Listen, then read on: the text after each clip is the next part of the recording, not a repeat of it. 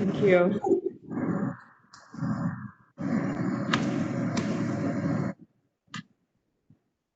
All right.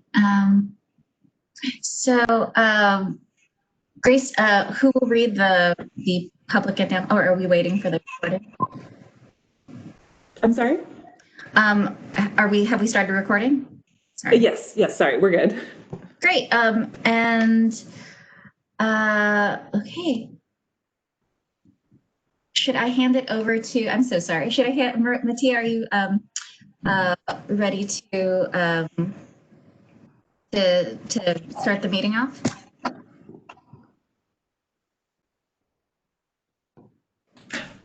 Oh, Mattia, you're on mute.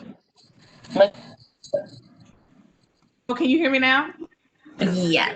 Sorry, I am ready to start the meeting. Is there a script I'm supposed to read or no? Yes, I believe I emailed a run of show, but I can resend that. Sorry about that. I'm trying to find.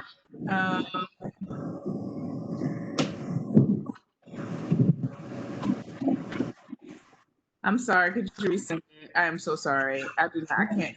Oh, no worries. No, you are totally fine.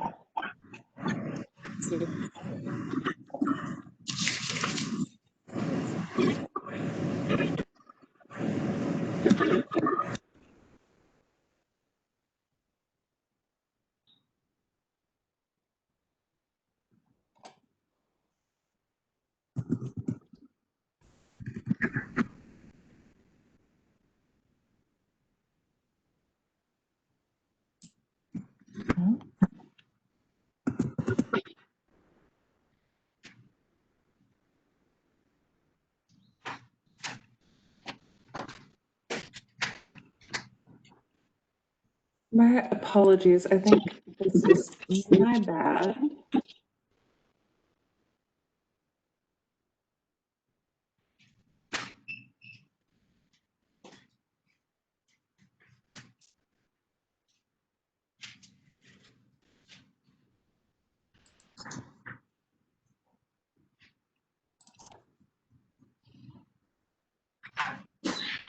All right, I just sent that to you, Mattia. Thank you. My apologies. I've had a little trouble with things getting stuck in an outbox, so I think this one's on me. That's all right. It happens. We're trying our best to make this work in this virtual world, so it's all good. I got it.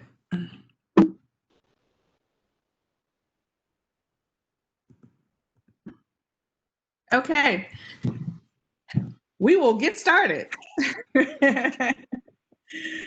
Okay. So today, I'm going to go ahead and call this meeting order. Today's grant members and Metro Art staff conference call. We will have a roll call for present. This meeting will be recorded and posted within 48 hours to the Metro Nashville YouTube channel. All votes will be made by roll call. All action items for today's meeting will be confirmed at the next in-person meeting of the committee. And just a reminder, make sure everybody stays muted. I know for the recording, so that we can have the best recording to post to the site. So, does everybody feel like they have everybody have their technical issues, or anybody having technical issues can hear everything okay? Making sure. All right, great. Okay, so I guess we need to do a roll call for all the members. Make sure that everybody's present. So, please just unmute yourself and say that you're and state whether you're and affirm that you're present. Commissioner Bonnie Dow. Present. Commissioner Sherry Nichols-Lucy.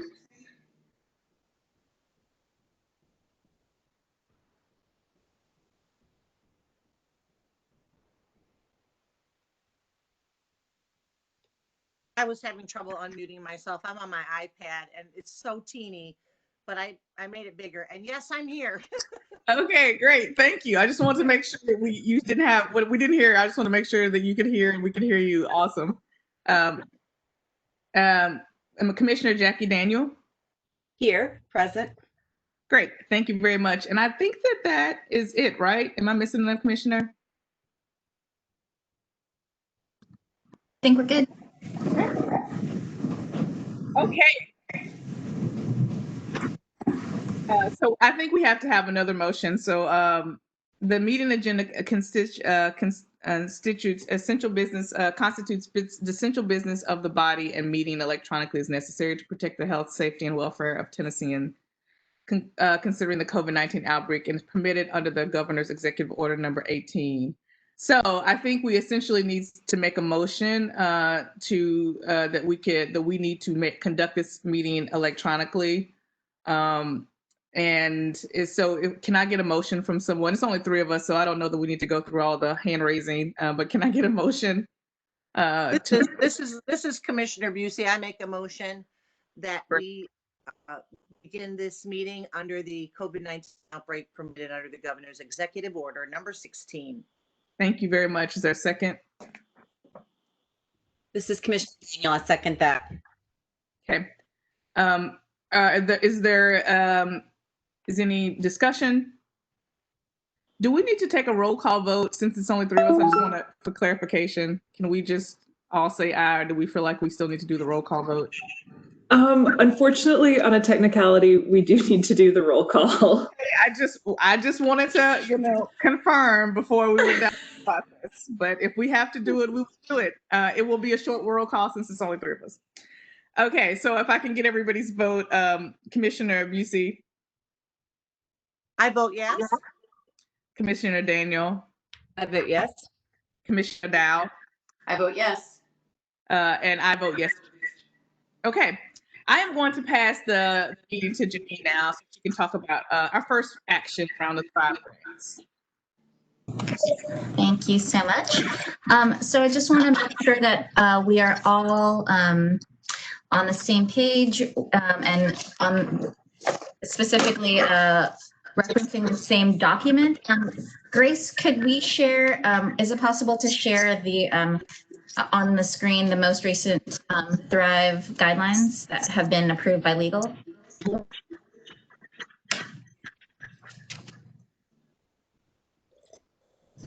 And you should have the most recent copy in your inbox. And I'll just go through and highlight a couple of them, the major changes. Once we have it on the screen, we'll go through that.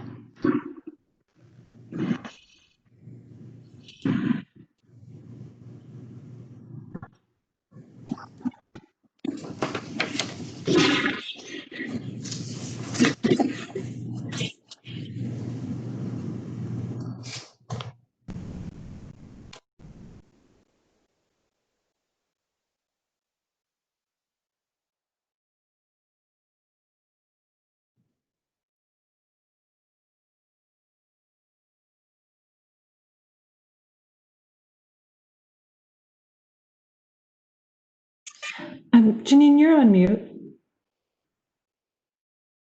Thank you. I didn't say anything important. So thank you all. This is the most recently updated version of the draft of the Thrive guidelines. It has been recently reviewed by legal, just to make sure. And we did highlight some of the major changes for them as well. So that's taken care of. But of course, we need love your discussion and review of this right now. So of course, the logistical deadline updates are posted on the first page. We do have, if approved, the first deadline of Thrive happens fairly quickly on September 15th, and then we'll do the review after that and allocations, et cetera. And that's all listed in the document. The second deadline will be in January. Thrive typically has multiple deadlines. Given the fact of COVID and everything, we felt that this worked for this year. We might update again for next year and maybe get them closer to like more of a summer fall deadline. This allows for some settling, some settling in of whatever changes are happening in regards to stay-at-home orders. But the nice thing is we have done the April 2020 Thrive, which were all remote projects. So we're nimble and ready to, and flexible in that way. But anyway, so those are the two the proposed deadlines as of right now.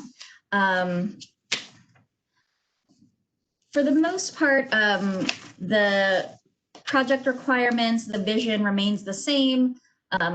Thrive is focused on artistic and cultural experiences, community investment, neighborhood transformation. We have updated the scoring criteria, and so that is the major change. So we'll go to does anyone have any questions about the requirements or anything on the first 3 pages, eligibility, etc. Nope. Okay, great. So we're going to go, if we could just skip ahead to page 4, Grace. This is probably likely the biggest and most exciting requirement update. So we have incorporated a cultural equity score in the Thrive guidelines and part of the criteria. The language taken from the equity score it's directly taken from our equity statement, our approved and posted equity statement.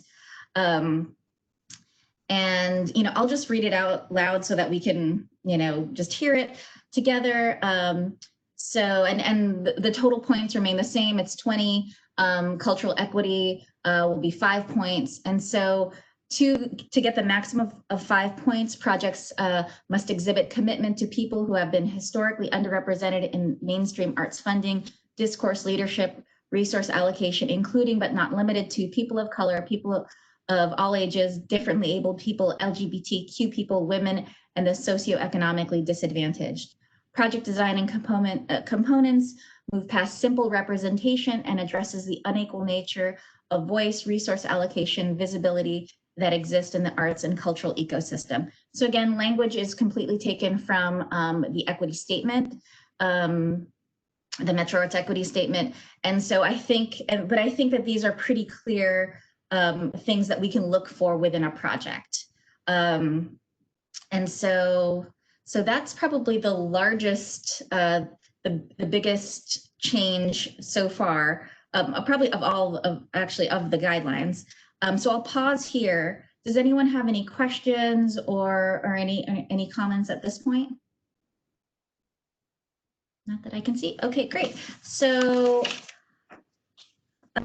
other than that, there are minor changes.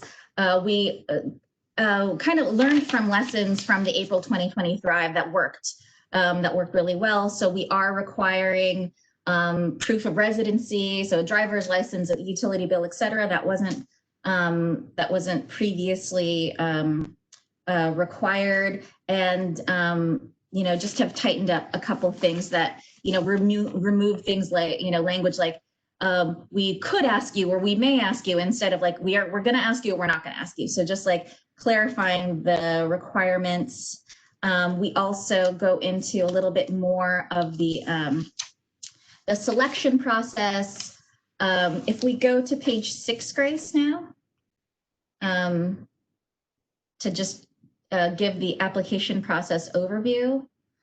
This is a new addition to the Thrive guidelines, and of course, without the final markup, we won't have the comments and whatnot. But basically, we all, I think on this call, are pretty familiar now with like the rhythm and routines of the panel review. And so we're adjusting Thrive so that it can mirror more of our funding programs. So, but we're not removing things that are unique to, we're not removing anything that's unique to Thrive. And I think something that's very unique to Thrive is this kind of intensive consultation period. We do have that in the grants. There's a draft review period of the grant, if you apply for the grants, there's an optional draft review. But the consultation period is built into to Thrive. And because we really do feel, this is part of our, our grants and funding incubation vision. We want folks that have not, been typically part of arts funding. So this is key. So we haven't removed any of that, but what we have done is standardize the community review panel so that it is more like our other programs. So we have, it's a combination of Metro Arts staff, community experts, and at least one professional artist. They will, convene, review, the applications together, provide scoring, all of that. Again, very similar to the processes that are in place for grants and funding and restorative arts. Any public art projects are then given over to the Public Art Committee for further review and approval. And then, the Grants and Funding Committee will review and confirm all other proposed allocations. And I think that's kind of those are the major changes. Everything else is pretty similar in regards to the invoicing. Again, just like clarifying language and the closeout process. We just added a lot more detail and also tried to just, again, just remove anything that was any vague language in these guidelines. So with that being said, I'll pause here. Any questions or anything that anyone caught? Any comments? No? Okay, great. Well, I have a question, a comment, and I noticed in the very beginning, I think where this is the application deadlines, we have January 26, 2020. I think that should be 2020. Thank you. Thank you. And I just a quick, I'm sure that you guys know, I just want to make sure that we have enough time with the deadlines. We feel like this is a good time for have a month the first deadline. It's like there's a rush timeline. Well, and I just felt like that was enough time to get the information out to the community and get folks through the pipeline with consultations so that they can have their applications done. Mm-hmm. It is tight. It is very tight. Typically, we would have, I think ideally, we might have had, we would have released Thrive in August, and then kind of spaced it out that way, right after the fiscal year. But, kind of given all the challenges with meeting up and the inclusion of the equity score, which we wanted to be really intentional about, kind of pushed it to September. I know that Emily is doing a kind of save the date, like heads up, the Thrive, if approved, the Thrive guidelines will be released August 21st and the deadline will be September 15th. So that's going to go out in tomorrow's Arts Alert. So there's a little bit of it's not approved yet. We need full commission approval, but there is going to be a heads up. It's tough. It is like, it's a quick turnaround, but I think given that we want to make sure we have 2 deadlines, that's my, I think it's feasible. And then we do have the January deadline for folks that don't get a chance to apply in September or, don't feel comfortable with, aren't quite ready.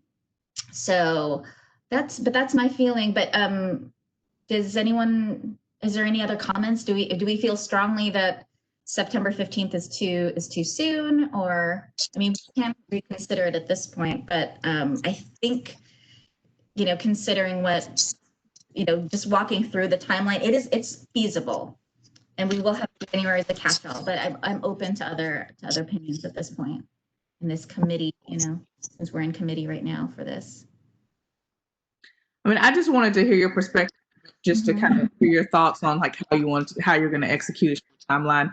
I mean, I have full confidence in the staff to be able to execute. I just wanted to, kind of get the reason behind the timeline and your plans on making sure that information gets to you. Yeah, and If the commissioners have any thoughts on it, I'd love to hear it. I just wanted to raise that point. That was the only thing that I saw that, that I had questions.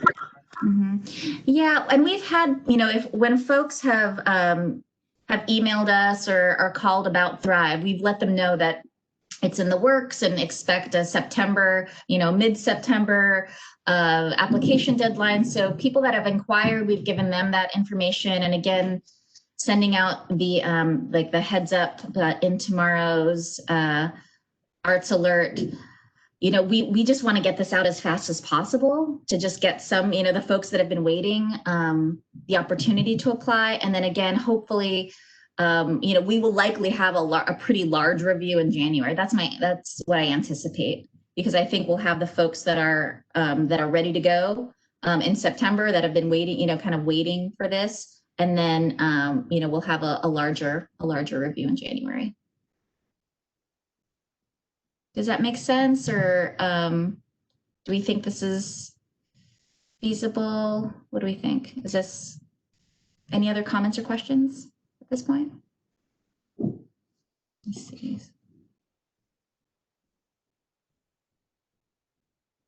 Okay, well, I think without any other comments or questions, Grace, if we could have the action item slide.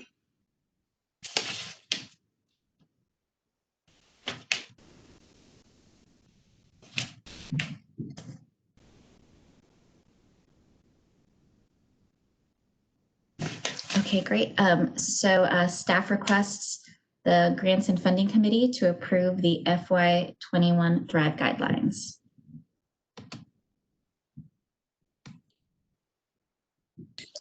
I'll approve the staff grants committee.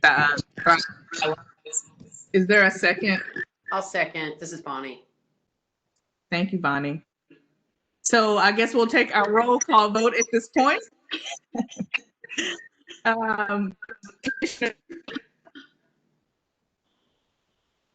This is Jackie. I vote yes. I'm sorry. Commissioner Busey. Thank you, Jackie. I vote yes. And we got a yes vote from Commissioner Daniel. Commissioner Dowell. I vote yes. And I vote yes. So I think the motion has passed. Janine, I'm sending it over. Great, thank you. Okay, great. So we recently had our ABC Awards grant panel. So ABC is it stands for Arts Build Community, and these are pass-through funds from the Tennessee Arts Commission. And yeah, we had for as many of the kind of challenges happening, we had a decent amount of applicants, and we're proposing that all but one are funded. So with that, I will just I will go through the projects, and then we'll kind of do an overview of the of the allocations. And so we have Girls Right Nashville. They're a new, actually they're not too new. They are they're a previous Thrive recipient, and now have expanded to apply for ABC. So we're really excited about them. The proposed award amount is $3,130. And they do, it's songwriting over the spring semester, and they feature a song written and produced by each of the girls in the program. One of the pluses that isn't included in these highlights is that they have tons and tons of participation, and have no problem recruiting. They also have kind of a trauma-informed methodology, which is great. And so the grants will pay for teaching artists for a 20-week semester at an after-school program. And then so that's Girls Right Nashville. We're really excited. Oh, and these have all been vetted by, these are all vetted now by, of course, Metro Arts staff and the Tennessee Arts Commission staff. So these are all, there shouldn't be any eligibility issues with these, with any of these applicants. All right, next slide, please. Okay, great. Then we have Firebird. We should be, pretty familiar with them. Proposed amount also 3,130, and this will be a project. Oh, sorry, let me just read it. They're going to collaborate on performances, kind of dealing with the pandemic and social unrest, so very timely. And then a unique aspect of Chatterbird is that many of the performers are also composers, which is really nice and unique, and they're a small organization and really do great work. The funds will go to artists and production fees and a series of small scale virtual concerts. All right, next. The PORCH. This is the project for them is a BIPOC Visiting Artist Series for writers and readers. So grant funds will go towards paying fees to BIPOC authors for programs that will offer opportunities for Tennesseans to engage and experience the work of BIPOC authors through a variety of programming, free public readings and events, and they pay their teaching artist fees primarily with this funding. So the proposed award amount is $2,670. Really excited about this one too. All the scores, we'll go over the scores later. Next slide. I'll highlight later. Chinese Arts Alliance, lots of great programming coming out of them, very creative. All virtual programming, virtual arts and cultural programs, specifically focused for family and children, and lots of different abilities. It's pretty exciting what they're doing. There's some synchronous and non-synchronous stuff you can do. You can watch something, and there's an activity you can do later as a family. Really exciting stuff. The funds will go towards artists and administrative fees. All right, next slide. And then Corner to Corner, they received ABC funds last year, great organization, pretty small, but growing, and so they're going to do a hybrid program. And do screenwriting and movie making, and then they'll do a premiere with everyone involved. So this one, and they have a great track record, which was very impressive to the panelists. So their proposed award amount is $3,070. All right, next slide, please. Theater Bug, we know Theater Bug. So they are going to be doing they're proposing a tuition free program, which is great.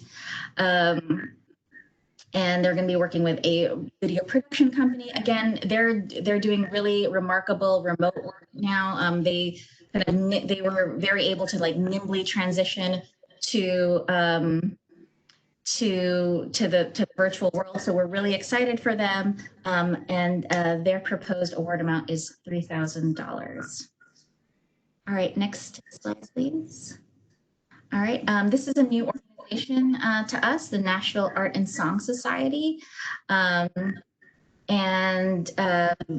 grant funds are going to be used to record, live stream and premiere art song performances for the 2021 season. And so that's basically it. They're focusing on Black composers, Black poets, and also the women's suffrage and female composers. So again, very timely, and we're excited to have them as a new organization. All right, Next slide. Nashville Youth Jazz Ensemble they were new as of last year. They started off with an ABC grant and have applied again.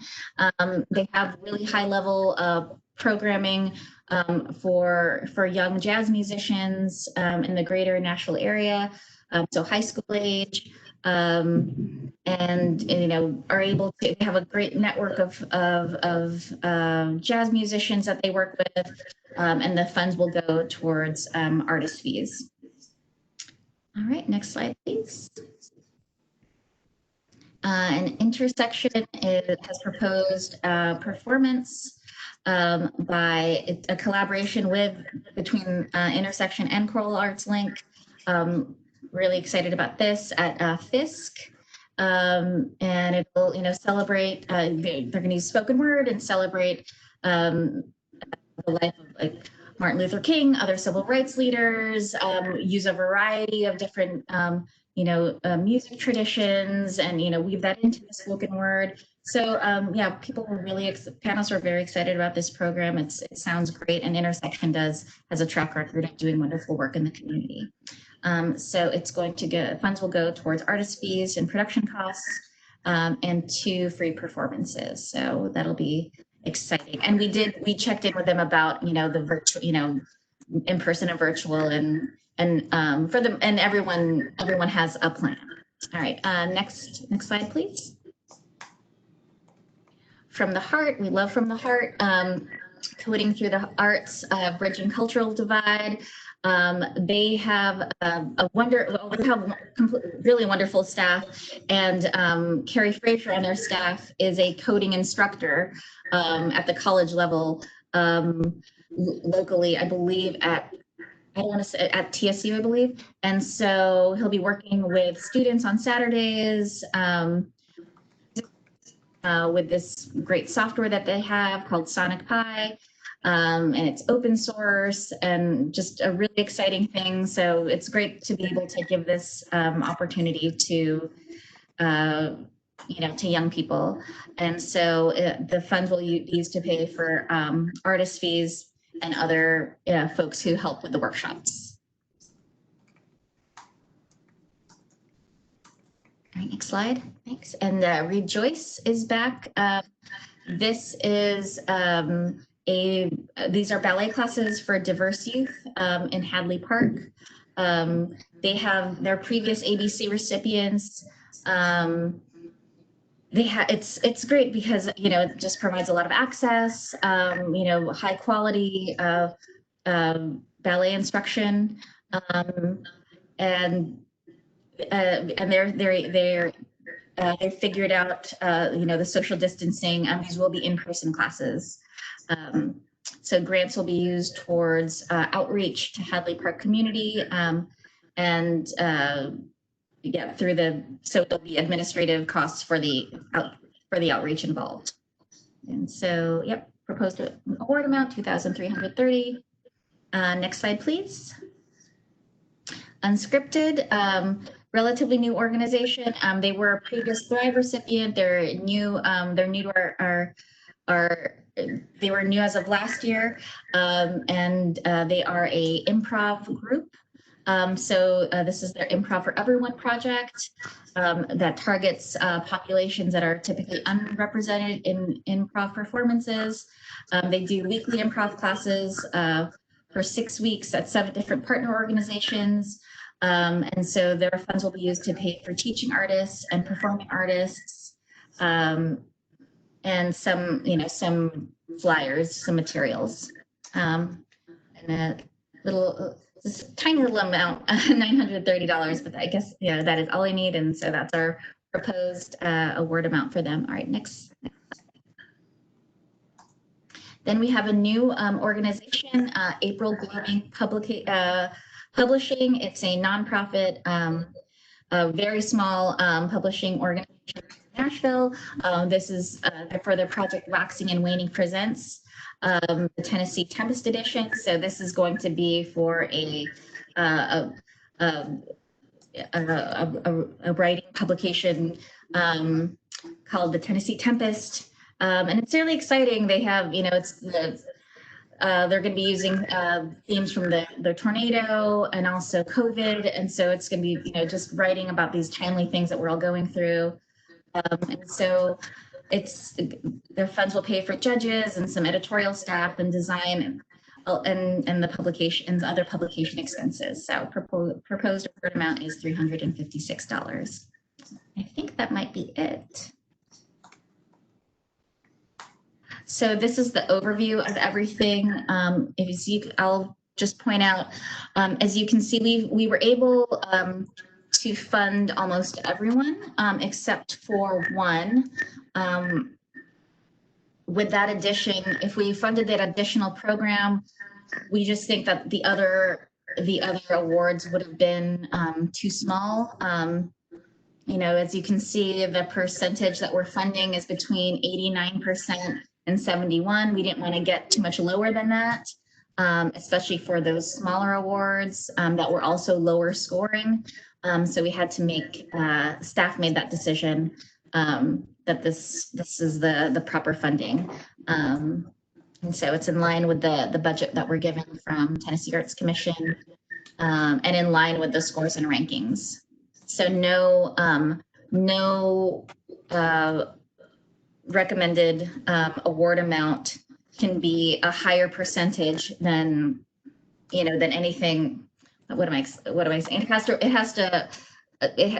to the percentage has to go in line with the scores. So this is it. But I'll pause now for any questions or comments about any of the organizations or any of the process or the allocations right now. Does anyone have anything? Let me scroll through. See? No? Okay, great. Well, we'll move on to the next slide. Oh, you do? Okay, great. I do. I'm sorry. This is Sherry. I tried to raise my hand, but I'm having trouble with my iPad. Anyway, I think actually my questions were answered now that I look back at my sheet and what Janine just said. And it was about the money, why some get some and some, and this seems like the amounts are very close. These arts organizations, they ask for a certain amount of money, and then we either grant them that certain amount of money or we pull back and give them partial. Is that how I'm understanding the money is allocated? Correct. Yes. Yeah. That makes sense. And if for some reason some of these amounts fall way short of what the organization needs, does that sort of stymie their ability to put their project forward? Do we take that into consideration when we allocate these funds? Like, for instance, if it's a theater company and they need $3,000 and we only give them $1,500, that means they can do everything they want to do except there's no costumes. I mean, do we sort of have a safety net in place for that, or is that always considered when we come up with the final amount that we're going to award these organizations? It's definitely a consideration, which is why we try not to give cut too much of their request. So if you can see, if you look at the April Gloaming Publishing, they were our lowest scoring organization, and we're suggesting an allocation of 71.2%. So, about 71% of their ask. So they had a tiny ask, which was $500. We're giving them, 71% of that. So $356 of that. They do have the opportunity to turn it down.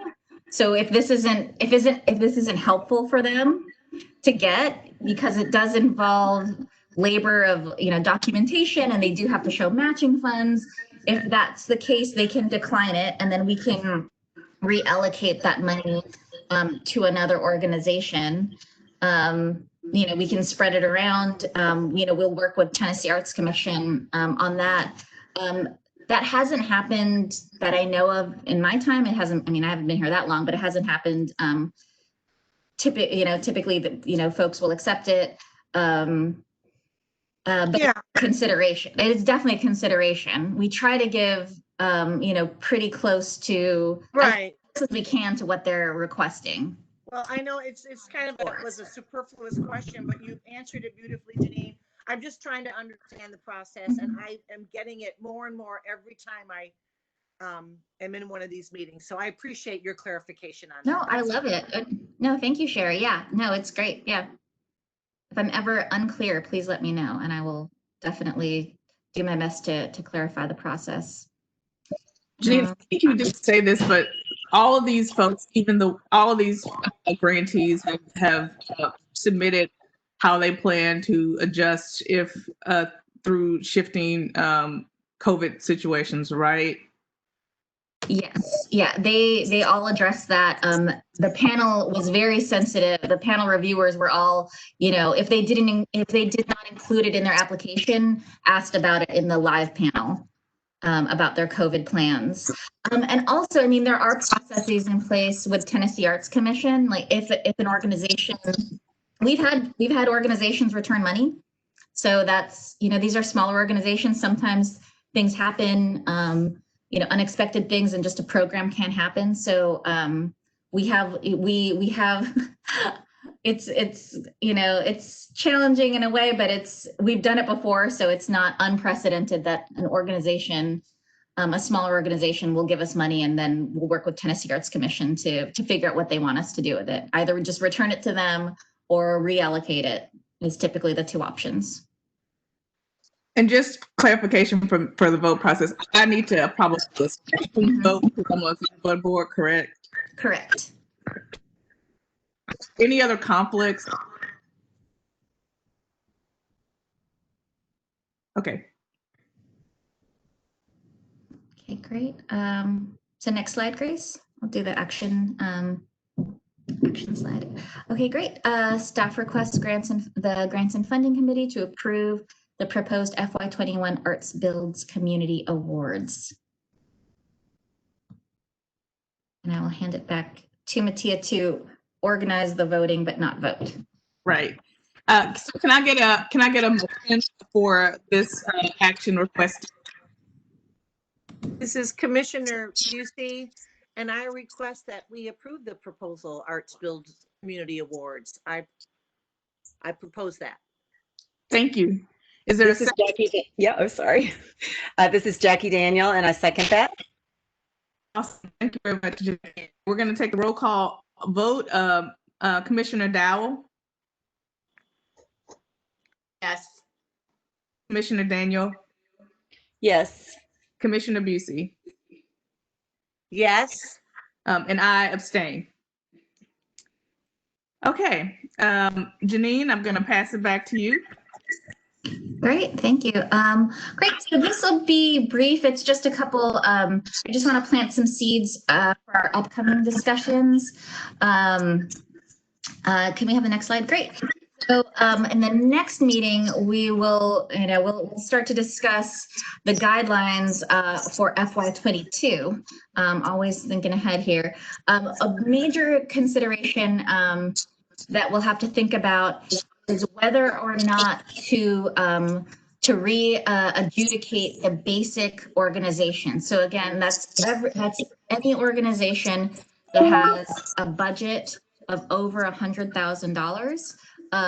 So it's the majority of our funding. We typically adjudicate the basic category on a 3-year cycle, but we have heard that, with the challenges of COVID and, just this is such a transformative moment for a lot of our arts organizations, that they would appreciate having basic adjudicated again next year.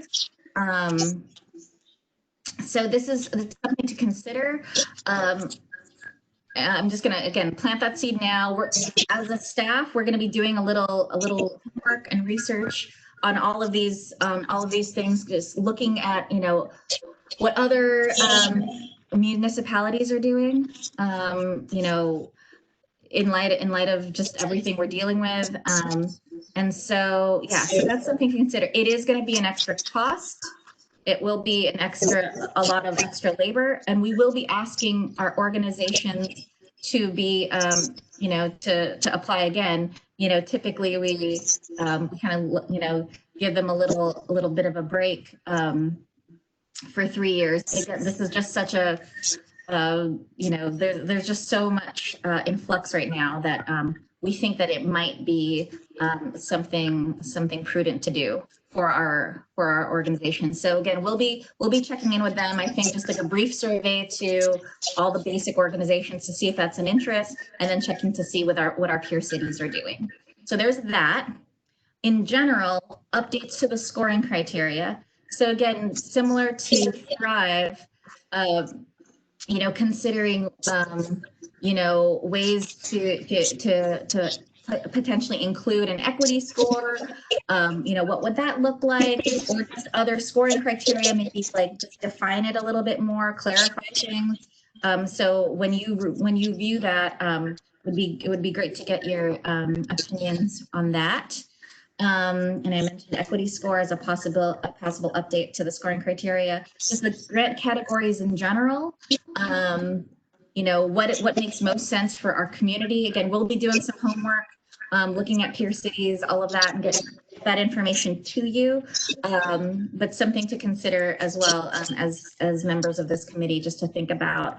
And you all have connections in the community and hear things. And so what makes the most sense for our Nashville arts community? The process in general, how do you like it? What do you think can be improved upon, streamlined, changed? Are we putting any process in place that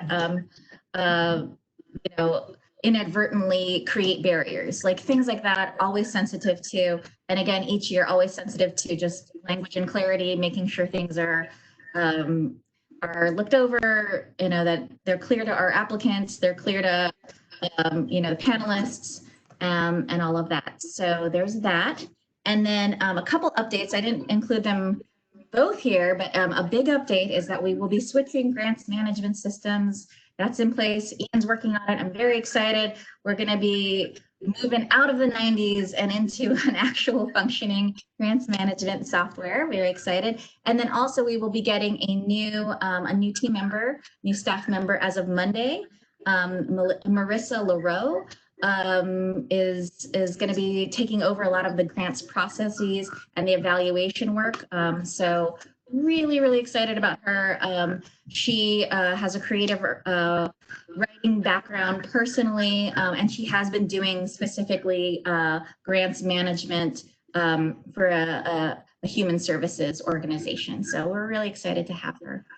So those are my updates.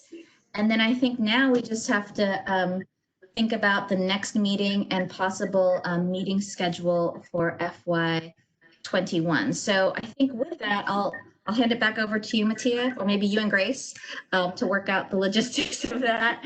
I think we have of our. I don't believe is there another a meeting on the books, Grace? Or I think this is the end of our cycle.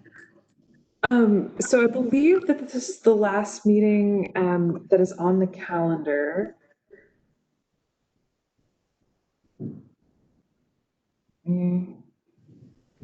Just double check.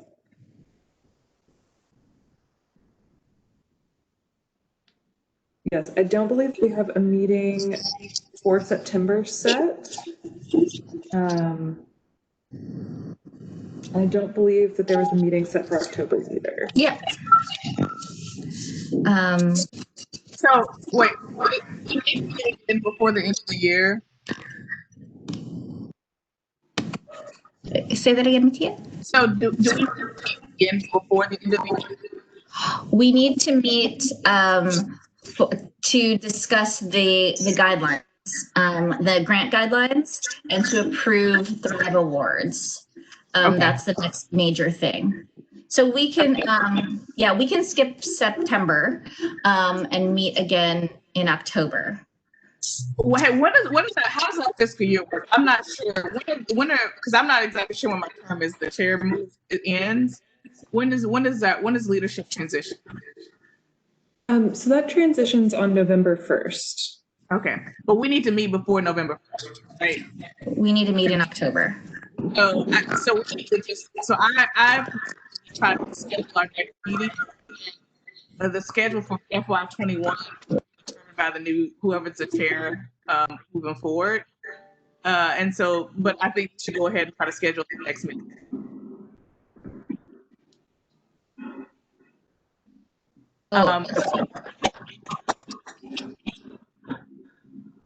Could you, this time works for me, I guess. I mean, like the morning really works. So if you can just throw some dates out there and you can see what works for everybody. If we keep it at 9 a.m. The commission would meet the 15th, but I have on my calendar, correct? Yes. So could, does the 1st or the 8th work for folks on the committee at 9 o'clock in the morning? Say the date again. October 1st or October 8th, do you have conflicts with either of those days, 9 o'clock in the morning? This is Sherry, and both of those dates work for me. This is Jackie. The 1st is better for me. Okay. This is Bonnie. I think I can, as long as it's, if we're really talking 9 o'clock in the morning, I can do both of those. I can do either, I should say. In fact, the 1st would be better, but Okay. that's. Well, let's go with October 1st. That works for me as well. Right. Great. And I think we can leave it at that for now. I don't think we need to set the schedule after that. Ooh, well, I think that might be it. So too. If any of the commissioners have anything else that they'd like to discuss? Okay, well, that's the business of this meeting. So I call the meeting adjourned. Thank you guys for your time. Thank you. Thanks. Thank Bye. you. Thank you, everyone. Thank you.